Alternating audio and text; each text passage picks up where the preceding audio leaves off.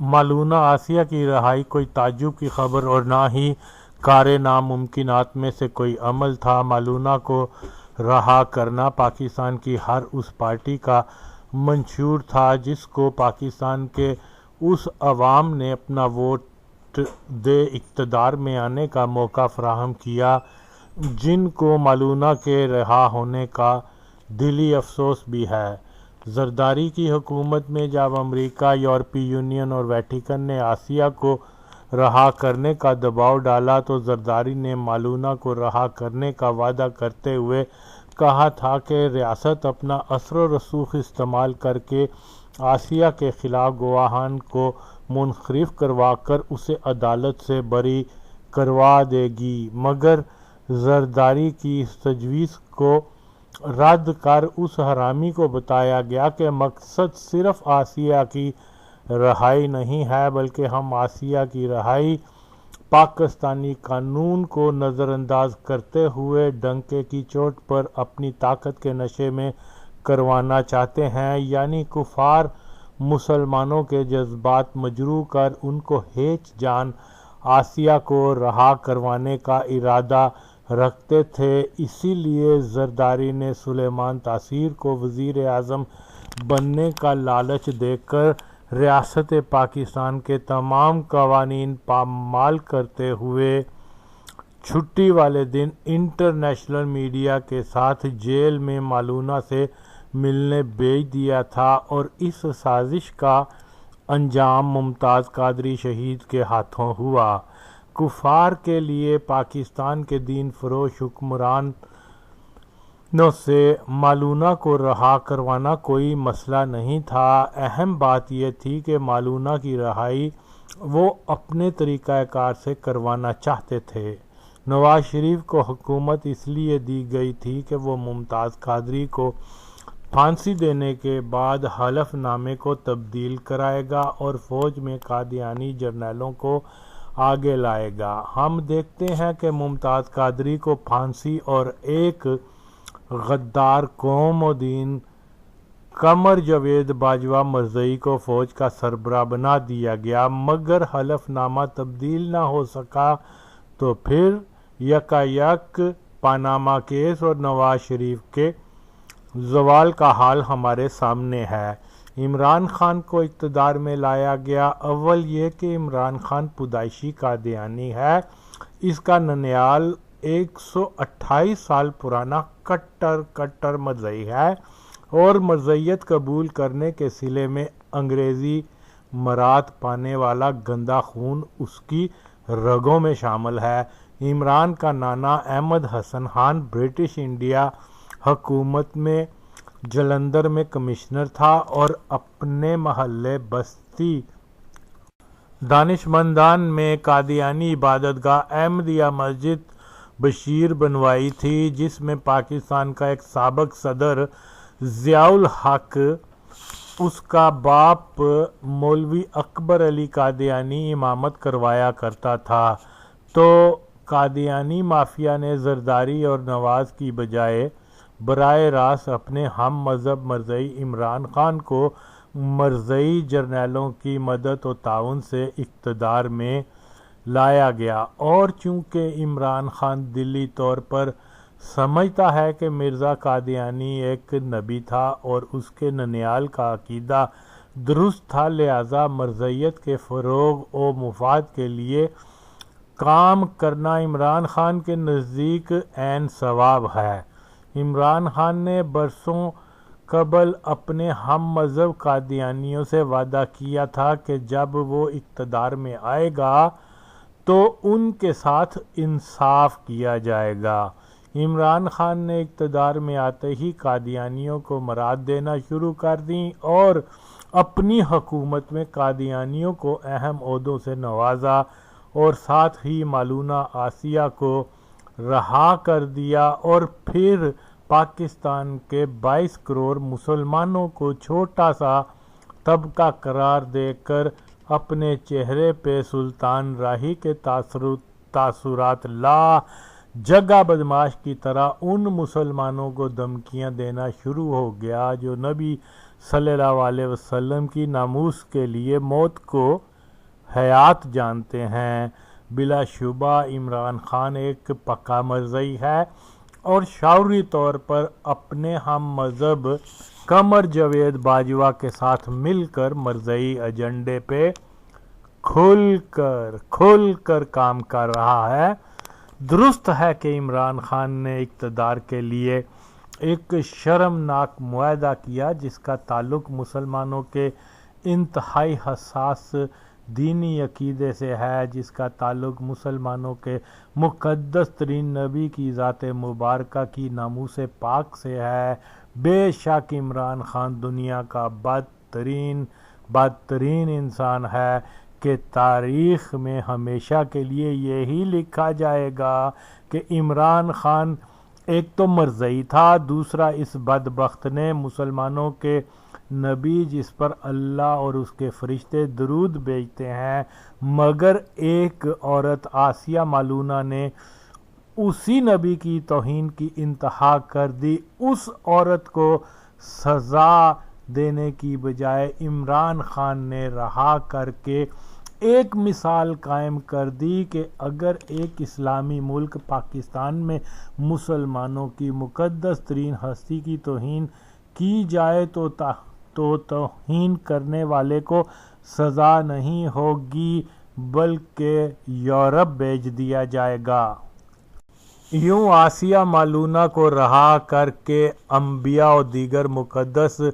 ہستیوں کی توہین کا راستہ ہموار کر دیا گیا۔ بے شک عمران خان اکیلا اس ناپاک عمل میں شریک نہیں ہے بلکہ قمر جاوید باجوہ بھی اس میں برابر کا شریک ہے، لیکن سربراہ تو عمران خان ہی ہے نا، یعنی گستاخوں کی ٹیم کا کپتان عمران احمد خان نیازی، پیدائشی مرزئی اور نائب کپتان قمر جاوید باجوہ جو بدبخت ایک مسلمان گھرانے میں پیدا ہوا تھا مگر جب 5 سال کا تھا تو اس کے جہنمی والد نے ترک اسلام کیا اور اہل خانہ سمیت مرزئی بن گیا۔ باجوہ کی شادی بھی ایک کٹر مرزئی خاندان میں ہوئی ہے کہ باجوہ کی بیوی افتخار خان جنجوہ کے بھائی جنرل اعجاز مرزئی کی بیٹی ہے، لہذا باجوہ عمران مرزئی کی ٹیم کا مرزئی نائب کپتان ہے۔ ان دونوں کا پاکستان کے اعلیٰ عہدوں پہ فائز ہونا ہی پاکستان کے قانون کی خلاف ورزی ہے، لہذا ان بے شرموں کو قانون کی پاسداری کرنے کا نام ہی نہیں لینا چاہیے کہ یہ دونوں دلے قانون شکن ہیں۔ درست ہے کہ بے ضمیر زرداری نواز شریف نے پاکستان کے خزانے پہ ڈاکہ ڈالا، بے شک یہ ڈاکو ہیں مگر عمران خان تم نے مالونہ کو رہا کر کے مسلمان کے ایمان ناموس رسالت جیسی عظیم دولت پہ ڈاکہ ڈالا ہے۔ اور کنجری کے پتر، پاکستان کے عوام کو اس بات کا ادراک بھی کرنا ہوگا کہ ضیاء الحق مرزئی کے دور سے لے کے آج تک یعنی گزشتہ 41 برسوں میں پاکستان کو ایک قادیانی تسلط ریاست بنانے کے لیے اندر خانی کام ہوتا رہا ہے۔ ضیاء مرزئی اکثر کہا کرتا تھا کہ میں نسلوں کی آبیاری کر رہا ہوں، میرے بعد بھی میرا مشن جاری رہے گا۔ جی ہاں، قمر جاوید باجوہ مرزئی، آصف غفور اور دوسرے قادیانی جرنیل ضیاء مرزئی کے لگائے ناپاک پودے ہیں۔ بے شک پاکستان کے قومی اداروں اقتدار کے ایوانوں پر مرزئی مافیا کا مکمل کنٹرول ہے۔ مرزئیوں کے پاس منصوبہ بندی، میڈیا، پیسہ، وسائل، بااثر اور ایکسپرٹ افراد وافر مقدار میں موجود ہیں، جبکہ قادیانی مخالف علماء جو لوور مڈل کلاس سے تعلق رکھتے ہیں ان کے پاس وسائل پختہ لائعمل بدنصیبی سے نہیں ہے، ایوان اقتدار ملٹری لابی نہیں رکھتے اور اقبال کی شاعری قرآن و حدیث پر یقیناً عبور رکھتے ہیں اور امت کی ایک عظیم خدمت بھی انجام دے رہے ہیں، مگر ان کو پاکستان اور خطے کی تاریخ پہ کوئی جانکاری نہیں۔ ان بیچاروں کو یہ معلوم نہیں ہو سکا کہ پاکستان میں کون کون با اثر افراد مرزئی ہیں، پاک فوج کے افسران میں کون کیا ہے، نوکرشاہی، عدلیہ، دیگر اداروں میں مرزئی کتنے با اثر ہیں، مرزئیوں نے پاکستان کے کس کس ادارے کو اپنے قابو کیا ہوا ہے، برٹش انڈیا آرمی سے لے کر پاک آرمی اور مرزئی تعلق کی گٹھ جوڑ پر کچھ جانکاری بدنصیبی سے نہیں ہے۔ 11 سالہ ضیاء کے دور میں مرزئی نوازی کی زندہ مثالیں دیکھ اس زمانے کے علماء یہ اندازہ نہ لگا سکے کہ ماشاء اللہ ٹولہ ایک مرزئی ٹولہ ہے۔ دور نہ جائیں، جنوبی پنجاب کی بستی بزدار میں 2 بندوں کو بھیج کر پنجاب کے وزیر اعلیٰ کے قادیانی ہونے کے تمام شواہد جمع کیے جا سکتے ہیں تاکہ عوام کو بتایا جا سکے کہ یہ بندہ قادیانی ہے اور کوئی قادیانی پنجاب یا کسی دوسرے صوبے کا وزیر اعلیٰ نہیں بن سکتا۔ نہ ہی ہمارے عظیم علماء کے پاس کوئی تحقیقی کام کرنے کا سیل ہے، اس لیے یہ ایک بہت بڑا سوالیہ نشان ہے کہ علماء حضرات پاکستان سے قادیانی تسلط ختم کروا سکیں یا پاکستان سے مالونہ آسیہ، ناموس رسالت قانون، حلف نامے جیسے مسئلے پہ کوئی مسلمان بیانیہ منوا سکیں۔ محترم علماء کی نیت تو بہت اچھی ہو سکتی ہے اور یقیناً بہت اچھی ہے بھی، لیکن کیا وہ اس قابلیت اور ویژن کے مالک ہیں کہ ایک صہیونی تربیت یافتہ مرزیت کے پاؤں پاکستان سے اکھاڑ سکیں؟ یہ دیکھنا باقی ہے۔ علماء کے ساتھ تمام ہمدردی ہے، مگر التماس ہے کہ وہ جذبات کے ساتھ ساتھ مرزئی ہتھ کنڈوں کا طور بھی رکھیں، جیسا کہ مالونہ کی رہائی کو رکوانے کا ایک مؤثر طریقہ تھا کہ عوامی طور پر اعلان کیا جاتا کہ پاکستان کا وزیر اعظم، جس کا پورا برقی خاندان جلندھر کا مرزئی ہے، اس کا نانا احمد حسن خان مرزئی تھا، جس نے جلندھر کے محلے بستی دانش مندان میں مرزئیوں کی عبادت گاہ بنوائی تھی، جہاں ضیاء الحق مرزئی کا والد امامت کروایا کرتا تھا۔ اس قادیانی عبادت گاہ کے تصویری ثبوت بھی موجود ہیں جو عوام کو دکھائے جاتے۔ عمران کے بزرگوں کے ذکر کی مکمل تفصیل مرزا قادیانی کی کتب میں موجود ہیں اور یہ کتب نیٹ پر بھی ہیں کہ وہ مرزئی تھے۔ یہ ثبوت عوام کے سامنے لائے جاتے۔ عمران کے کزن شاہد جاوید برقی کی مرزا ناصر کے ہمراہ تصاویر، اس کی موجودہ خلیفہ مسرور احمد کے ساتھ ملاقاتوں کے ثبوت تک موجود ہیں۔ شاہد جاوید برقی نے مرزا قادیانی کے پوتے احمد کی شان اور جماعت قادیانی کی تعریف میں اپنی کتب میں بہت کچھ لکھا ہوا ہے۔ عمران کا ایک اور خالہ زاد بھائی خالد احمد ربوہ ٹائمز کا صحافی ہے، جس نے مرزئیوں کی حمایت میں بے شمار آرٹیکل لکھے ہوئے ہیں، اور یہ سارے زندہ ثبوت ہیں کہ عوام کو باور کروایا جا سکتا کہ